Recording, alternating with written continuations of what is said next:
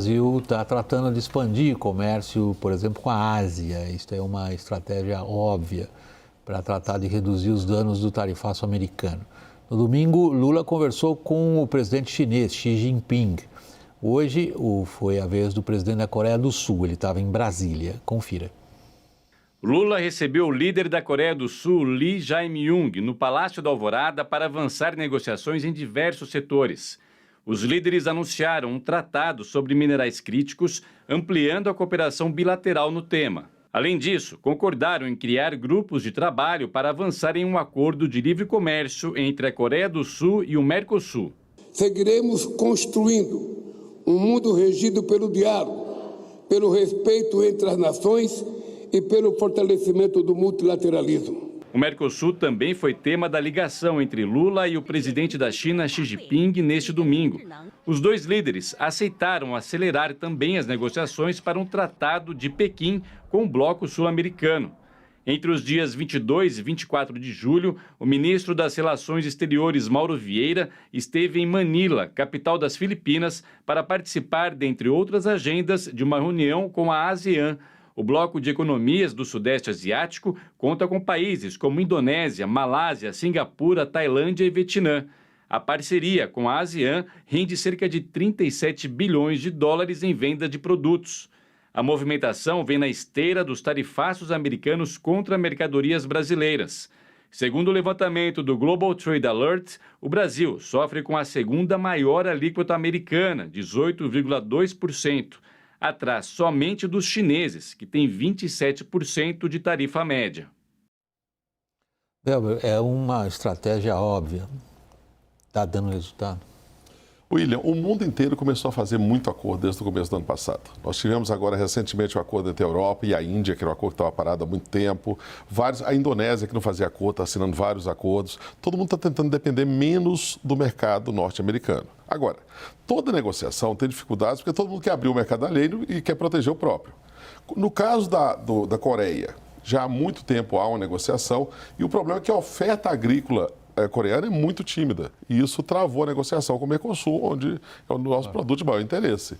A mesma coisa o Japão, sempre a questão agrícola. Daniel, isso, sou eu no ponto, Daniel. Oi, Daniel. Na escuta. Ótimo, vamos em frente então. Eu queria a sua participação em relação a esse ponto. É óbvia a estratégia brasileira de buscar escapar como puder do tarifaço americano, que, como o Weber acabou de descrever, é, na verdade, tentar alguma alternativa ao um dos principais mercados do planeta.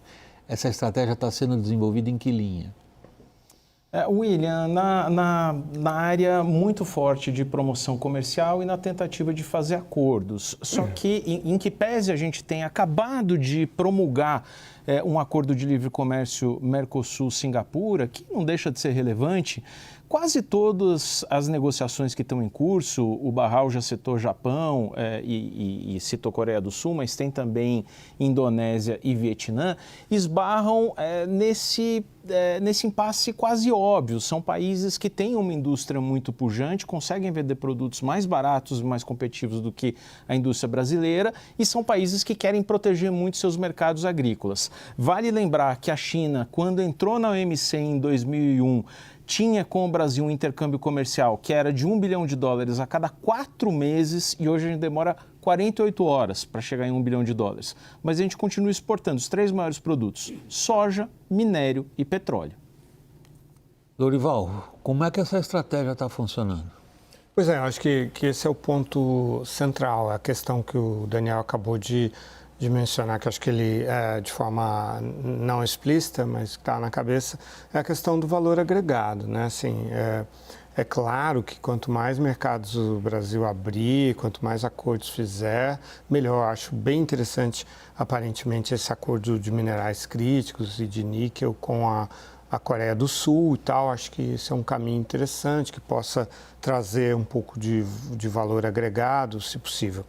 Agora, daí a pensar que qualquer país vai substituir os Estados Unidos, acho que isso que é uma ilusão até perigosa, porque leva a uma complacência em relação a essa estratégia que o governo brasileiro adotou, que foi a de não fazer concessões aos Estados Unidos, né? Então, acho que o Brasil é muito protecionista, acho que deveria estar aproveitando essa oportunidade para negociar com os Estados Unidos e, se fizesse concomitantemente esses movimentos, poderia ser até que em alguns setores, não muitos, mas em alguns setores pudesse servir de uma certa forma sobre algum impulso, alguma pressão sobre os Estados Unidos para também fazer algumas concessões. Agora, esse movimento muito, digamos, rudimentar, né, de falar, não deu certo com os Estados Unidos, eu vou buscar outros mercados, não é assim. Pergunte aos fabricantes de máquinas e equipamentos, né, que não vão encontrar outros mercados tão facilmente, que são os de maior valor agregado para nós. Eu não quero parecer e fazer ironias a respeito disso,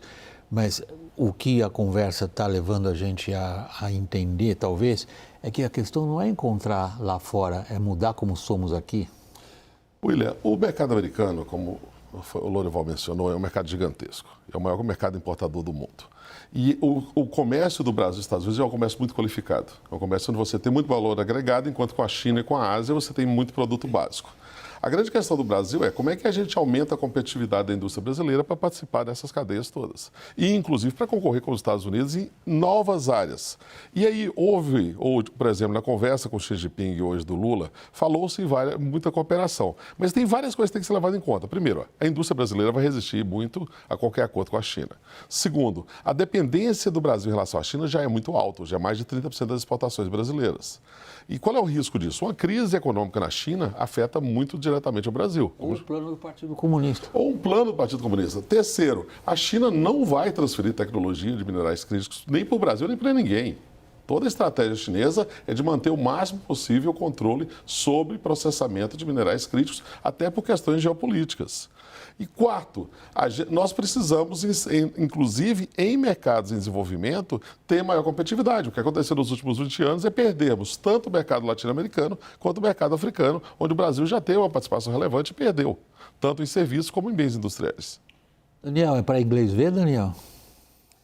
William, não é para inglês ver, o governo brasileiro não pode fazer uma abordagem, seja para o Sudeste Asiático, seja para o Japão, que é um parceiro mais tradicional, seja para a China, que tem o mercado mais importante do mundo junto com os Estados Unidos, uma abordagem ingênua. Muitas vezes me parece que a forma de olhar do governo brasileiro para o governo chinês ou para a China é da mesma forma como se olhava em 2001, a época em que a China entrou na OMC e que se constituíram os BRICS, por exemplo. Hoje os interesses da China são diferentes. A China também é um país muito protecionista quando quer. Os produtores de carne bovina sabem muito bem disso. Quando o Brasil parecia bombar suas exportações de carne, a China adotou salvaguardas. Agora, em agosto, a gente não vai poder mais exportar carne bovina para a China. Então, existe essa questão. A China, por exemplo, como o Barral dizia, tem uma abordagem para terras raras em que cada vez que algum país no mundo começa a aumentar a produção, a China baixa demais os seus preços de terras raras, o que inviabiliza qualquer país de desenvolver suas jazidas porque os preços estão muito deprimidos. Então, encarar a China como a velha China de 30 anos atrás é ingenuidade. Agora, voltando um pouquinho para a própria questão do tarifaço, Lorival, é jogo jogado ou o governo brasileiro ainda nutre qualquer esperança de alterar o quadro atual? É jogo jogado e vem mais por aí, né? Ainda tem a seção 301 sobre capacidade instalada, excesso de capacidade instalada, né? O governo Trump vai avançar nessa agenda de aumentar a proteção com efeitos deletérios, ruins sobre a economia americana e sobre os próprios objetivos do Trump, mas essa é uma outra discussão. Agora, acho que o Brasil, ele se posicionou de uma forma, e aí, claro, há duas coisas aí. Há os instintos brasileiros, né, de protecionismo que estão acima de qualquer governo, é algo que está no DNA do Brasil há um século, no mínimo, e há a questão eleitoreira, toda a contaminação da disputa, o desejo, né, de culpar a oposição e assim por diante. Então, houve aí uma tempestade perfeita. Eu acho que nós vamos sofrer mais ainda, novas tarifas, novas situações como essa e não temos uma estratégia que possa mitigar a situação. Seria interessantíssimo ouvi-lo, Weber. Você estava em Washington participando dessas negociações. Bom, uma parte das propostas norte-americanas eram inaceitáveis. Engraçado que é o mesmo acordo que os Estados Unidos assinou com Guatemala, com Equador e com a Argentina. Ou seja, acesso a minerais críticos, abertura do mercado digital, concessões unilaterais, reconhecimento de certificações da FDA e das autoridades americanas sem reciprocidade, uma série de coisas que até a Constituição brasileira proibiria, mas que a Argentina aceitou. E é isso que os Estados Unidos vai tentar fazer com vários países da América Latina, inclusive como influência. Provavelmente, como mencionou o Lorival, há um calendário eleitoral aí. As negociações vão continuar. Agora, ter um resultado concreto antes das eleições brasileiras, os americanos vão esperar a eleição para ver o que vai acontecer. E isso provavelmente vai arrastar qualquer negociação possível para o ano que vem. Ao mesmo tempo, você tem aí algumas questões pontuais. Ontem, 2 empresas já judicializaram contra a 301, 2 empresas americanas. Você vai ter revisão de elementos que não são produzidos nos Estados Unidos, na lista de exceção. Vai haver, eventualmente, situações pontuais, mas uma grande negociação eu não tenho expectativa no curto prazo. Daniel. Só é importante complementar, William, no âmbito dessa negociação, o ministro do Desenvolvimento, Márcio Elias, relatava isso na semana passada, os Estados Unidos pediram tarifa zero para produtos químicos, para carros e para boa parte do segmento farmacêutico, além de máquinas e equipamentos.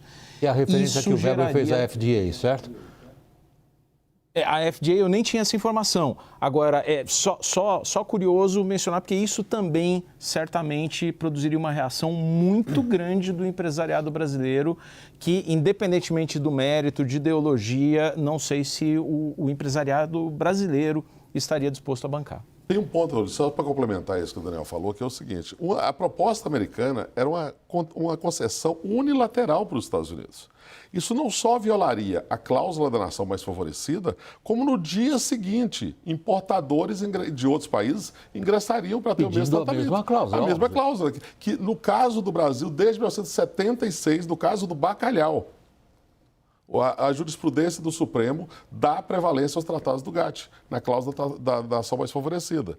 Então, a proposta americana, de novo, que a Argentina aceitou, não implementou, mas aceitou, era de concessão unilateral. Nós estamos numa situação impossível, então, Lorival.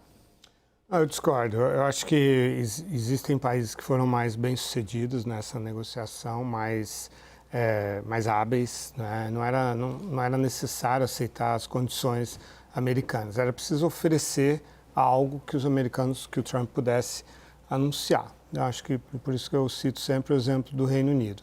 Lá no começo, logo que saíram, e a situação era parecida.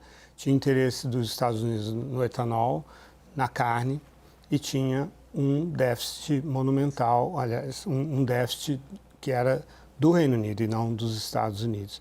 E tinha a questão do mercado de automóveis também. Havia algumas coisas em jogo que eram parecidas. Então, quando o Reino Unido, por exemplo, retirou tarifas sobre a carne, e o Reino Unido é um produtor de carne, o que ele não concedeu? Questão sanitária. Que isso sim você pode chamar de soberania. Você, não, eu não aceito carne com hormônio. Foi o que os britânicos disseram. Então, nós abrimos o mercado. Provavelmente as estimativas são de que de 1.000 toneladas por ano sobe para 13 mil toneladas a compra de carne americana. Os produtores de carne do Reino Unido estão felizes? Não. Agora, etanol, situação semelhante. O Reino Unido produz de 700 a 900 milhões de litros por ano, consome 1 bilhão e 400 e abriu o mercado. Por outro lado, o Reino Unido tinha interesse de manter a exportação de 100 mil automóveis, que é o que ele tem por ano que ele exporta para os Estados Unidos. Conseguiu uma cota de tarifa zero de 100 mil automóveis. Então, foi uma negociação. Então, dizer que os americanos não negociam e que impõem, eles chegam batendo pesado para negociar. Mas dizer que eles preferem fazer o que eles fizeram com o Brasil do que poder anunciar concessões, eu acho que a experiência não demonstra isso. Bom, e aí a gente pode analisar cada um dos casos. O caso do Reino Unido foi muito particular porque foram negociações muito pontuais e não havia uma abrangência como eles propuseram para os europeus. E o que é mais interessante, em várias das negociações dos americanos, inclusive com a Europa, que chegou a um acordo depois de muito tempo, voltou-se agora a ameaçar novas tarifas por causa de multas do Google e da questão da inteligência artificial. A Austrália também fechou um acordo com os Estados Unidos, conseguiu fechar um acordo com os Estados Unidos, que foi em termos muito mais equilibrados do que foi proposto pelos países da América Latina. E vários outros países, como é o caso do Vietnã, da Indonésia, assinaram acordos também muito unilaterais, só não implementaram. Serviu para o Trump gritar a vitória, mas esses países, no final, estão enrolando, que é algo que, aí sim, a diplomacia brasileira acaba não fazendo.